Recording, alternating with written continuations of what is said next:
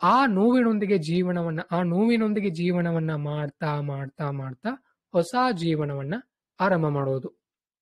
ಈ 3 ಪಾಯಿಂಟ್ಗಳನ್ನ ನೀವು ನೆನ್ಪಿಟ್ಕೊಂಡ್ಬಿಟ್ರೆ ನೀವು ಬೇರೆ ಏನು ನೆನ್ಪಿಟ್ಕೊಳ್ಳೋ ಅವಶ್ಯಕತೆ ಇಲ್ಲ. ಈ ಸೆಷನ್ನ ಉದ್ದೇಶನೇ ಇಷ್ಟೇ, ವಾಸ್ತವವನ್ನ ಒಪ್ಕೊಳ್ಳೋದು, ನೋವಿನೊಂದಿಗೆ ಜೀವನ ಮಾಡೋದು, ಹೊಸ ಜೀವನವನ್ನ ಆರಂಭ ಮಾಡೋದು, ಇಷ್ಟೇ.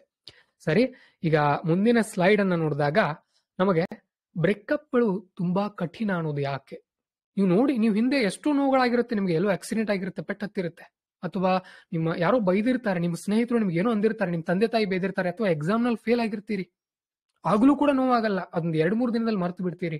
ಬಟ್ ಬ್ರೇಕಪ್ ಆದಾಗ ಒಬ್ಬ ಹುಡುಗ ಅಥವಾ ಒಬ್ಬ ಹುಡುಗಿ ಕೈ ಕೊಟ್ಟು ಹೋದಾಗ ಯಾಕಷ್ಟು ನೋವಾಗುತ್ತೆ? ಅದ ಮೂಲ ಕಾರಣ ಏನದರದು? ಇದನ್ನ ತಿಳ್ಕೊಳ್ಬೇಕಂತ ಅಂದ್ರೆ ಅಲ್ಲಿ ವರ್ಕ್ ಆಗುವಂತದ್ದು ಮನುಷ್ಯನ ಬಾಂಡಿಂಗ್. ಅದಕ್ಕೆ ಉದಾಹರಣೆ ಅಂತ ಅಂದ್ರೆ ಇಲ್ಲಿ ಮಗುವಿನ ಫೋಟೋ ಇದೆ ನೋಡಿ. ಈಗ ಒಂದು ಚಿಕ್ಕ ಮಗು ಇರುತ್ತೆ, ಅದು ತಂದೆ ತಾಯಿ ಜೊತೆ ಇದ್ದಾಗ ಎಷ್ಟು ಖುಷಿಯಿಂದ ಇರುತ್ತೆ. ತುಂಬಾ ಚಿಕ್ಕ ಮಗು, 1 ವರ್ಷನೋ 2 ವರ್ಷನೋ ಅನ್ಕೊಳ್ಳೋಣ. ನೀವು ಗುರ್ತೋ ಪರಿಚಯ ಇಲ್ದವರು ಆ ಮಗು ಹತ್ರ ಹೋಗ್ತೀರಿ, ಅದನ್ನ ಜೋರಾಗಿ ಎತ್ಕೊಳ್ತೀರಿ. ಆ ಮಗು ಬರಲ್ಲ ಅಂತ ಇರುತ್ತೆ, ಬಟ್ ನೀವು ಅದನ್ನ ಎತ್ಕೊಳ್ತೀರಿ. ಆಗ ಆ ಮಗು ಏನ್ ಮಾಡುತ್ತೆ? ಒಂದು, ಜೋರಾಗಿ ಅಳಲಿಕ್ಕೆ ಆರಂಭ ಮಾಡುತ್ತೆ, ಇಲ್ಲ ಅದು ನಿಮ್ಮನ್ನ ಹೊಡಿಲಿಕ್ಕೆ ಆರಂಭ ಮಾಡುತ್ತೆ, ಇಲ್ಲ ಅದು ಹೆದರುತ್ತೆ. ಈ 3 ಲಕ್ಷಣಗಳನ್ನ ತೋರಿಸುತ್ತಲ್ವಾ? ಪ್ರೀತಿಲಿ ಕೂಡ ಹಾಗೆ. ಒಂದು, ನೀವು ಒಬ್ಬರೇ ಅಳ್ತೀರಿ, ಇಲ್ಲ ಸಿಟ್ಟಿನಿಂದ ಯಾರಿಗಾದ್ರೂ ಏನೋ ಮಾಡಬೇಕು, ಅವ್ರಿಗೆ ನನ್ನ ಕೈ ಕೊಟ್ಟು ಹೋಗಿದಾರಲ್ಲ, ನನ್ನ ಮೋಸ ಮಾಡಿದಾರಲ್ಲ, ನಾನು ಅವ್ರಿಗೆ ಏನಾದ್ರೂ ಮಾಡಬೇಕು ಅಂತ ಸೇಡಿನ ಒಂದು ಪ್ರವೃತ್ತಿ, ಒಂದು ಮನಸ್ಥಿತಿ ಉಂಟಾಗುತ್ತೆ ಒಳಗಡೆ. ಇಲ್ಲ ಭಯ, ಅಯ್ಯೋ ನಾನೇನೋ ತಪ್ಪು ಮಾಡ್ಬಿಟ್ಟೆ, ಅಯ್ಯೋ ಯಾರೂ ಮಾಡದಂತ ಒಂದು ದೊಡ್ಡ ತಪ್ಪನ್ನ ನಾನು ಮಾಡ್ಬಿಟ್ಟೆ, ನನ್ನ ಭವಿಷ್ಯ ಹೇಗೆ, ನಾನಿಷ್ಟು ಒಳ್ಳೆಯವಳಿದ್ದೆ, ನನಗೆ ಯಾಕೆ ಅವ್ರು ಮೋಸ ಮಾಡಿ ಹೋದ್ರು, ನಾನು ಹೇಗೆ ಮುಖ ಎತ್ಕೊಂಡು ಓಡಾಡ್ಲಿ? ಈ ರೀತಿ ಪ್ರಶ್ನೆಗಳು ಹೇಳುತ್ತೆ ತಾನೆ. ಇದೆ. ಆ ಮಗುವಿಗೂ ನಿಮ್ಗೂ ಏನೂ ವ್ಯತ್ಯಾಸ ಇಲ್ಲ. ಆ ಮಗು ಅಲ್ಲಿ ತಂದೆ ತಾಯಿ ಜೊತೆ ಇತ್ತು, ಇಲ್ಲಿ ನೀವು ಇಷ್ಟ ಆಗಿರುವಂತಹ ವ್ಯಕ್ತಿ ಜೊತೆ ಇದ್ರಿ. ಅವ್ರು ನಿಮ್ಮಿಂದ ಇಲ್ಲ ಅಂದಾಗ ನಿಮ್ಮ ಮನಸ್ಸು ನಿಮಗೆ ಪದೇ ಪದೇ ನೆನಪು ಮಾಡುತ್ತೆ, ಅವಳಿದ್ಳು ನಿನ್ ಜೊತೆ, ನೀನ್ ಖುಷಿಯಾಗಿದ್ದೆ, ಈಗ ಇಲ್ಲ, ಹೇಗೆ ಖುಷಿಯಾಗಿರ್ತೀಯಾ ಅನ್ನೋದು ನಿಮಗದು ಮನಸ್ಸು ಕಾಡ್ಲಿಕ್ಕೆ ಆರಂಭ ಮಾಡುತ್ತೆ. ಸೊ ನಿಮಗೆ ಅವರ ಸಮೀಪ, ಅವರ ಆಪ್ತತೆ, ಜಸ್ಟ್ ಅವ್ರದ್ದೊಂದು ಮಾತು ಅದಿದ್ರೆ ಸಾಕಪ್ಪ, ನಾನು ಇನ್ನೂ ಒಂದ್ ಸ್ವಲ್ಪ ದಿನ ಬದುಕ್ತೀನಿ ಅನ್ನೋ ಒಂದು ವಿಶ್ವಾಸ ಬರುತ್ತೆ. ಎಷ್ಟೋ ಬಾರಿ ನಾನು ಅಬ್ಸರ್ವ್ ಮಾಡಿರೋ ಹಾಗೆ, ನಿಮ್ಮ ಬ್ರೇಕಪ್ ಆದ ನಂತರ ನಿಮ್ಮ ಹಳೆಯ ಮೆಸೇಜ್ಗಳನ್ನ, ಹಳೆಯ ಫೋಟೋಗಳನ್ನ ನೀವು ನೋಡಿರ್ತೀರಿ ಅಲ್ವಾ? ಅದೇ ಆ ಮನಸ್ಸಿನ ಶಕ್ತಿನೇ ಅಂತದ್ದು. ಸರಿ, ಇನ್ನು ಯಾಕೆ ಈ ಬ್ರೇಕಪ್ ಆಗುತ್ತೆ? ಅದಕ್ಕಿಂತ ಮುಂಚೆ ಲವ್ ಯಾಕಾಗುತ್ತೆ ಮೊದಲು? ಅದು ವಯೋಸಹಜ ಗುಣ, ಅದ್ರಲ್ಲಿ ಏನು ತಪ್ಪಿಲ್ಲ, ಏನಿಲ್ಲ. ನಿಮ್ಗೆ ಇಷ್ಟ ಆಗಿದ್ದಾರೆ ಒಬ್ರು, ಹೌದು, ಓಕೆ, ಪರವಾಗಿಲ್ಲ. ಪ್ರೀತಿ ಮಾಡಿದ್ರ, ಓಕೆ, ಪರವಾಗಿಲ್ಲ. ಕ್ರಶ್ ಆಯ್ತಾ, ಓಕೆ, ದಾಟ್ಸ್ ಗುಡ್. ನಿಮ್ಗೆ ಕ್ರಶ್ ಆಯ್ತು, ನಿಮ್ಗೆ ಪ್ರೀತಿ ಆಗಿದೆ ಅಂತ ಅಂದ್ರೆ ನೀವು ಯಾವ ರೀತಿ ಬದುಕ್ತಾ ಇದ್ರೋ ಆ ರೀತಿ ಬದುಕಬೇಕು. ಯಾವ ರೀತಿ ಬದುಕಬೇಕು ಆ ರೀತಿ ಬದುಕ್ತಾ ಇದ್ದೀರಾ. ಅವೇನೂ ಆಗಿಲ್ಲ ಅಂತ ಅಂದ್ರೆ ಬಹುಶಃ ನಿಮ್ಮಲ್ಲಿ ಏನೋ ಸಮಸ್ಯೆ ಇದೆ ಅಂತ ಅರ್ಥ. ನೀವು ಡಾಕ್ಟರ್ ಹತ್ರ ಹೋಗಿ ಚೆಕ್ ಮಾಡ್ಕೊಳ್ಬೇಕು. ಇದೆಲ್ಲ ಆಗಿದೆ ಅಂತ ಅಂದ್ರೆ ನಿಮಗೆ ಏನೂ ಸಮಸ್ಯೆ ಇಲ್ಲ, ನೀವು ಬದುಕಲಿಕ್ಕೆ ಯೋಗ್ಯರು. ಅದಕ್ಕಿಂತ ಮುಖ್ಯವಾಗಿ ನೀವು ಮದುವೆ ಆಗ್ಲಿಕ್ಕೆ ಯೋಗ್ಯರು, ನಿಮ್ದು ಒಳ್ಳೆ ಜೀವನ ಆಗುತ್ತೆ ಅನ್ನೋದನ್ನ ನೀವು ನಂಬ್ಕೊಳ್ಳಿ. ಹಾಗೇನೆ ಕೆಲವೊಂದು ಬಾರಿ ಸ್ನೇಹಿತರು ಕೂಡ ಇದಕ್ಕೆ ಮೂಲ ಕಾರಣರಾಗ್ತಾರೆ.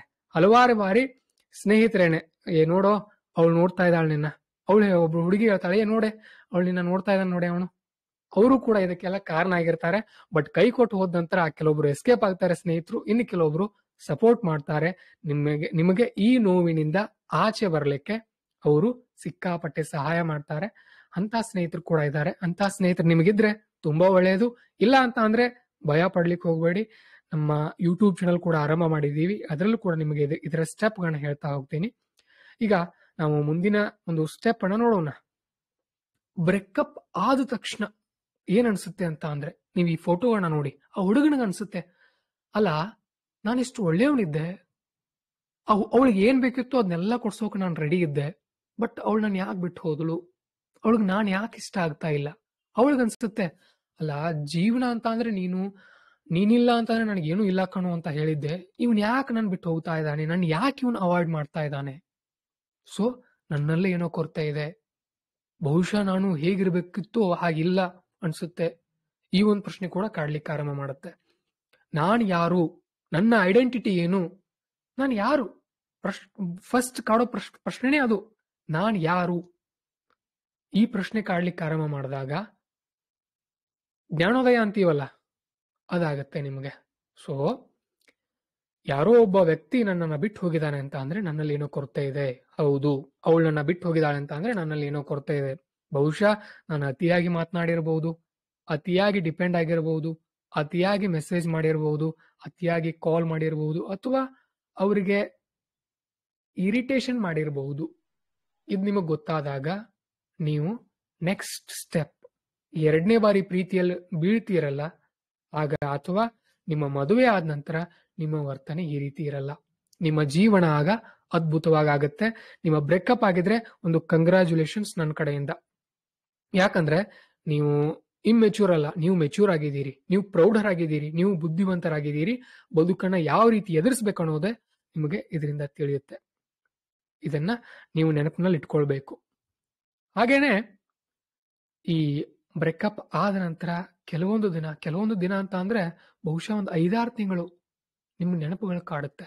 ಯಾಕಂದ್ರೆ ನಿಮ್ಮ ಹುಡುಗಿ, ಅವಳು ತೊಟ್ಕೊಳ್ತಾ ಇದ್ದಂತಹ ಡ್ರೆಸ್ಸು, ಅವಳ ನಗು, ಅವಳ ನಡಿಗೆ, ಅವಳ ಕೂದಲು, ಅಥವಾ ನಿಮ್ಮ ಹುಡುಗನ ಹೇರ್ ಸ್ಟೈಲು, ಅವನ ಡ್ರೆಸ್ಸಿಂಗ್ ಸೆನ್ಸು, ಆಮೇಲೆ ಅವನ ಮಾತುಗಳು, ಅವನು ಮಾಡ್ತಾ ಇದ್ದಂತಹ ಕೀಟಲೆಗಳು, ಇವೆಲ್ಲವೂ ಕೂಡ ನಿಮಗೆ ನೆನಪಾಗಲಿಕ್ಕೆ ಆರಂಭ ಆಗುತ್ತೆ.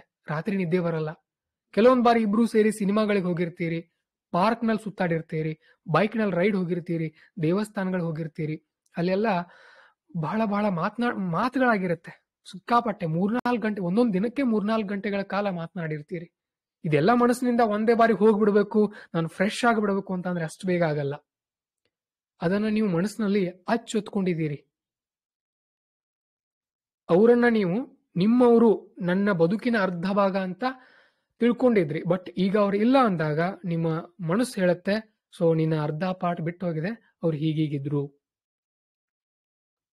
ಅವ್ರೀಗಿಲ್ಲ, ಸೊ ನಿನಗೇನೋ ಮಿಸ್ ಆಗ್ತಾ ಇದೆ. ನಿಮ್ಮ ಮೈಂಡ್ಗೆ ನೀವೇನ್ ಹೇಳಿದ್ರಿ, ಸೊ ಈ ಹುಡುಗಿ ನನಗೆ ತುಂಬಾ ಇಂಪಾರ್ಟೆಂಟ್. ನಿಮ್ಮ ಮೈಂಡ್ಗೆ ಅದನ್ನ ಹೇಳಿದಾಗ ಅದು ಪದೇ ಪದೇ ನೆನಪು ಮಾಡುತ್ತೆ. ಸಮಥಿಂಗ್ ಮಿಸ್ಸಿಂಗ್ ಕಣೋ, ಸಮಥಿಂಗ್ ಮಿಸ್ಸಿಂಗ್ ಕಣೆ, ನಿನ್ ಹುಡುಗ ನಿನ್ನ ಹತ್ರ ಇಲ್ಲ ನೋಡು, ನಿನ್ ಹುಡುಗಿ ನಿನ್ನ ಹತ್ರ ಇಲ್ಲ ನೋಡು, ನಿನ್ನ ಬಿಟ್ಟು ಹೋದ್ರು ಅವರು, ಹೊಸ ಹುಡುಗಿ ಹೊಸ ಹುಡುಗ ಸಿಕ್ಕಿರ್ಬೋದು ಅವ್ರಿಗೆ. ಅದಂತೂ ಬಹಳಷ್ಟು ತೊಂದರೆ ಮಾಡುತ್ತೆ ನಿಮಗೆ. ಬಟ್ ಇದರಿಂದ ಕೂಡ ಆಚೆ ಬರ್ಬೋದಾ? ಖಂಡಿತವಾಗ್ಲೂ ನೀವು ಆಚೆ ಬರಬಹುದು. ಸ್ವಲ್ಪ ನೀವು ತಾಳ್ಮೆ ವಹಿಸಬೇಕು, ನಿಮ್ಮ ಮೇಲೆ ನಿಮಗೆ ವಿಶ್ವಾಸ ಇರಬೇಕು. ಇನ್ನು ನಾನ್ ಕೆಲವೊಂದಿಲ್ಲಿ ಲಕ್ಷಣಗಳನ್ನ ಹೇಳ್ತೀನಿ. ಇದು ನಾನ್ ಹೇಳ್ತಾ ಇರೋದಲ್ಲ, ರಿಸರ್ಚ್ ಮಾಡಿದ್ದಾರೆ. ಬ್ರೇಕಪ್ ಆದಾಗ ಅಥವಾ ಲವ್ ಫೇಲ್ಯೂರ್ ಆದಾಗ ಮನುಷ್ಯನಿಗೆ ಏನೇನ್ ಸಮಸ್ಯೆಗಳು ಬರುತ್ತೆ, ನಿಮಗೂ ಕೂಡ ಈ ಲಕ್ಷಣಗಳಿದ್ರೆ ನೀವು ಈಗಲೇ ಇದರಿಂದ ಆಚೆ ಬರ್ಲಿಕ್ಕೆ ಟ್ರೈ ಮಾಡಬೇಕು. ಯಾಕಂದ್ರೆ ಬಿಟ್ಟು ಹೋಗಿರೋರ್ಗಾಗಿ ನಿಮ್ಮ ಆರೋಗ್ಯ ನೀವ್ಯಾಕೆ ಹಾಳು ಮಾಡ್ಕೊಳ್ಬೇಕು? ನೀವು ಮತ್ತಷ್ಟು ಹಾಳಾದ್ರೆ, ಆರೋಗ್ಯದಲ್ಲಿ ನಿಮ್ ಮತ್ತಷ್ಟು ಹಾಳಾದ್ರೆ ಹೊಸ ವ್ಯಕ್ತಿ, ಹೊಸ ಹುಡುಗ ನಿಮ್ಗೆ ಸಿಗಲ್ಲ. ನೀವು ಮತ್ತಷ್ಟು ಹಾಳಾಗ್ಬಿಟ್ರೆ ಹೊಸಬರು ನಿಮ್ಗೆ ಸಿಗಲ್ಲ.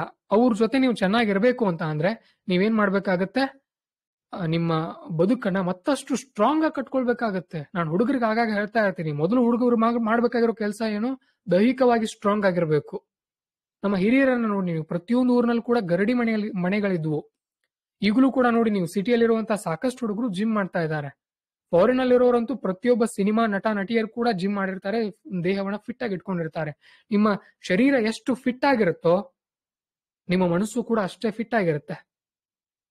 ಸುಮ್ಮನೆ ಹೇಳ್ತಾ ಇಲ್ಲ ನಾನು ಇದನ್ನ. ಯಾಕಂದ್ರೆ 2 ವರ್ಷದ ಹಿಂದೆ, ಕೇವಲ 2 ವರ್ಷಗಳ ಹಿಂದೆ ನಾನು ಒಂದು ಸಿಕ್ಕಾಪಟ್ಟೆ ಸೊರಗಿದ್ದೆ. 58 kg ತೂಕ ಇತ್ತು ನಂದು ಬರೆ. ಬಟ್ ಒಂದೇ ವರ್ಷದಲ್ಲಿ ನಾನು ಕೂಡ ಒಬ್ಬ ಆಯುರ್ವೇದಿಕ್ ಡಾಕ್ಟರ್ನ ಮೀಟ್ ಆಗಿದ್ದೆ. ಸರ್, ನನಗೆ ಈ ರೀತಿ ಸಮಸ್ಯೆಗಳಾಗ್ತಾ ಇದೆ, ದೈಹಿಕವಾಗಿ ಕೂಡ ನನಗೆ ಮಾನಸಿಕವಾಗಿ ಕೆಟ್ಟ ಆಲೋಚನೆಗಳು ಬರ್ತಾ ಇದೆ, ಸರಿಯಾಗಿ ನಿದ್ದೆ ಆಗ್ತಾ ಇಲ್ಲ ಅಂದಾಗ ಅವ್ರು ಹೇಳಿದ್ರು, ಇಲ್ಲಪ್ಪ, ನಿನ್ನ ಶರೀರದಲ್ಲಿ ಶಕ್ತಿ ಇಲ್ಲ. ನೀನು ಹುಡುಗರಿಗೆ ಯಾವ ರೀತಿ ಶಕ್ತಿ ಇರಬೇಕು ಅದಿಲ್ಲ. ನೀನ್ ಸರಿಯಾಗಿ ಊಟ ಮಾಡಿದ್ರೆ, ಸರಿಯಾಗಿ ವ್ಯಾಯಾಮ ಮಾಡಿದ್ರೆ, ಬಿಸಿಲಲ್ಲಿ ಸ್ವಲ್ಪ ತಿರುಗಾಡಿದ್ರೆ ಚೆನ್ನಾಗಿ ಹಸಿವಾಗುತ್ತೆ, ಸ್ಟ್ರಾಂಗ್ ಆಗ್ತೀಯ ಅಂತ ಹೇಳಿದ್ರು. ಅವರ ಆಶೀರ್ವಾದದಿಂದ 6 ತಿಂಗಳಲ್ಲಿ ಒಂದು 10 kg ತೂಕ ಜಾಸ್ತಿ ಆಯ್ತು. 1 ವರ್ಷದಲ್ಲಿ 15 kg ತೂಕ ಜಾಸ್ತಿ ಆಯ್ತು. ನನ್ನ ಹಳೆ ಫೋಟೋ ನೋಡಿದ್ರೆ ನೀವು ಹೆದರ್ತೀರಾ. ಬಟ್ ಆ ಸಮಸ್ಯೆಗಳೇ ನಮ್ಮನ್ನ ಗಟ್ಟಿಯಾಗಿ ತಯಾರು ಮಾಡುತ್ತೆ. ಅದನ್ನ ನೀವು ನೆನಪಿನಲ್ಲಿ ಇಟ್ಕೊಳ್ಳಿ. ಕೆಲವೊಬ್ಬರಿಗೆ ನಿದ್ದೆ ಬರೋದಿಲ್ಲ, ಇನ್ನು ಕೆಲವೊಬ್ಬರಿಗೆ ಉಂಡದ್ ಸರಿಯಾಗಿ ಕರಗೋದಿಲ್ಲ, ಮೈಕೈ ನೋವಾಗುತ್ತೆ, ಹೃದಯ ಬಡಿತ ಹೆಚ್ಚಾಗುತ್ತೆ. ನೀವು ನೋಡಿ, ಅವರು ನಿಮ್ಮನ್ನ ರಾತ್ರಿ ಬ್ಲಾಕ್ ಮಾಡಿರ್ತಾರೆ ಮೊಬೈಲ್ ನಲ್ಲಿ, ಅಥವಾ ಇನ್ನು ನಿನ್ನ ಸಂಬಂಧ ಎಲ್ಲಿಗೆ ಮುಗೀತು ಅಂತ ಹೇಳಿರ್ತಾರೆ. ನೀವು ಬೆಳಗ್ಗೆ ಅವ್ರನ್ನ ಬಸ್ನಲ್ಲೋ ಅಥವಾ ನಿಮ್ಮ ಕಾಲೇಜ್ನಲ್ಲೋ ನಿಮ್ಮ ಕ್ಲಾಸ್ನಲ್ಲೋ ಹೊರಗಡೆ ನಡ್ಕೊಂಡು ಹೋಗುವಾಗ ಎಲ್ಲೋ ನೋಡ್ತೀರಿ, ಆಗ ಹೃದಯ ಬಡಿತ ಸ್ಪೀಡ್ ಆಗುತ್ತೆ, ಧಗ್ ಧಗ್ ಧಗ್ ಧಗ್ ಧಗ್ ಧಗ್. ಬಟ್ ಯಾರ ಹತ್ರನೂ ಹೇಳ್ಕೊಳಕ್ಕಾಗಲ್ಲ. ಇದು ಕೂಡ ಆಗತ್ತೆ. ಅದೇನು ಯಾರಿಗೂ ಆಗೇ ಇಲ್ಲ, ನನಗ್ ಮಾತ್ರ ಆಗ್ತಾ ಇದೆ ಅಂತ ಅಲ್ಲ, ಅದು ನಿಮಗೂ ಕೂಡ ಆಗಿದೆ, ಇನ್ನೊಬ್ರು ಕೂಡ ಆಗಿರುತ್ತೆ. ಆಮೇಲೆ ಗಂಟ್ಲು ಒಣಗುತ್ತೆ, ಮಾತನಾಡ್ಲಿಕ್ಕೆ ಆಗಲ್ಲ. ಉದಾಹರಣೆಗೆ ಯಾವುದೋ ಒಂದು ಸ್ಪೀಚ್ ಫಂಕ್ಷನ್ ಇದೆ ಅನ್ಕೊಳ್ಳೋಣ. ನಿಮ್ಮ ಹುಡುಗ ನಿಮ್ಮ ಎದುರುಗಡೆ ಕೂಳ್ತಿದ್ದಾರೆ, ನೀವೇನೋ ಸ್ಪೀಚ್ ಮಾಡಬೇಕು ಅಥವಾ ಒಂದು 4 ಜನರ ಜೊತೆ ನೀವು ಮಾತನಾಡಬೇಕು ಅಂತಂದ್ರೆ ಅವ್ರು ಅದರಲ್ಲಿ ಇದ್ದಾಗ ನಿಮಗೆ ಭಯ ಆಗುತ್ತೆ ಮಾತನಾಡ್ಲಿಕ್ಕೆ, ಗಂಟ್ಲು ಒಣಗುತ್ತೆ. ಇನ್ನು ಕೆಲವೊಂದು ಬಾರಿ ಅಂತೂ ತಲೆ ಸುತ್ತು ಬರುತ್ತೆ, ಅಯ್ಯೋ ನನಗೇನೋ ಆಯ್ತು, ಹೀಗೂ ಕೂಡ ಆಗತ್ತೆ. ಕೆಲವೊಬ್ಬರಿಗೆ ನೆಗಡಿ ಕಾಡುತ್ತೆ, ದಣಿವಾಗುತ್ತೆ, ಮತ್ತೆ ಹಲವಾರು ಸಮಸ್ಯೆಗಳು ಕೂಡ ಉಂಟಾಗುತ್ತೆ. ಇದರ ಅಪೋಸಿಟ್ ಒಂದು ಇಲ್ಲಿ ಬರ್ದಿದ್ದೀನಿ ನೋಡಿ, ದೈಹಿಕವಾಗಿ ಹೆಚ್ಚು ಶಕ್ತಿ ಅನ್ಸುತ್ತೆ. ಕೆಲವೊಬ್ಬರಿಗೆ ದೈಹಿಕವಾಗಿ ಹೆಚ್ಚಿನ ಶಕ್ತಿ ಅನ್ಸುತ್ತೆ, ಅದನ್ನ ಕೂಡ ನೀವು ಗಮನದಲ್ಲಿ ಇಟ್ಕೊಳ್ಬಹುದು. ನಾನು ಹೇಳೋದು ನಿಮಗೆ ಸರಿಯಾಗಿ ಕೇಳ್ತಾ ಇದೆಯಲ್ಲ ಅನ್ನೋದನ್ನ ಇನ್ನೊಂದ್ಸಾರಿ ನಾನು ಕನ್ಫರ್ಮ್ ಮಾಡ್ಕೊಳ್ತೀನಿ. ಗಂಗಾಧರ್ ವಾಸಿದಾರ್ ಅವರೇ ಒಂದ್ ಸ್ವಲ್ಪ ಇಲ್ಲಿ ಬನ್ನಿ, ಹ್ಯಾಂಡ್ ರೈಸ್ ಮಾಡಿ.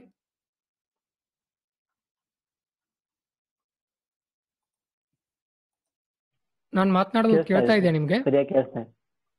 ಓಕೆ, ಪರವಾಗಿಲ್ಲ. ಸರಿ, ಕಂಟಿನ್ಯೂ ಮಾಡೋಣ. ಈಗ ನಾನು ಹೇಳ್ತಾ ಇದ್ನಲ್ಲ, ದೈಹಿಕ ಸಮಸ್ಯೆಗಳು ಕೆಲವೊಬ್ಬರಿಗೆ ತೊಂದರೆ ಮಾಡುತ್ತೆ, ಇನ್ನು ಕೆಲವೊಬ್ಬರಿಗೆ ದೈಹಿಕವಾಗಿ ಮತ್ತಷ್ಟು ಹೆಚ್ಚು ಶಕ್ತಿ ಕೊಡುತ್ತೆ. ಇದನ್ನ ಕೂಡ ನೀವು ಗಮನದಲ್ಲಿ ಇಟ್ಕೊಳ್ಬೇಕು. ಕೆಲವೊಬ್ಬರಿಗೆ ಏನನ್ಸುತ್ತೆ, ನನ್ನಲ್ಲಿ ಇದ್ದಂತಹ ಎಲ್ಲ ಎನರ್ಜಿ ಹಾಳಾಗೋಯ್ತು. ಇನ್ನು ಕೆಲವೊಬ್ಬರಿಗೆ ನನಗೆಲ್ಲಾ ಶಕ್ತಿ ಮರಳಿ ಬಂದಿದೆ, ನಾನು ಇನ್ನಷ್ಟು ಶಕ್ತಿಶಾಲಿ ಆಗ್ತೀನಿ, ಇನ್ನಷ್ಟು ಪ್ರಭಾವಶಾಲಿ ಆಗ್ತೀನಿ ಅನ್ಕೊಂಡು ಅವರು ವರ್ಕ್ ಮಾಡ್ಲಿಕ್ಕೆ ಆರಂಭ ಮಾಡ್ತಾರೆ.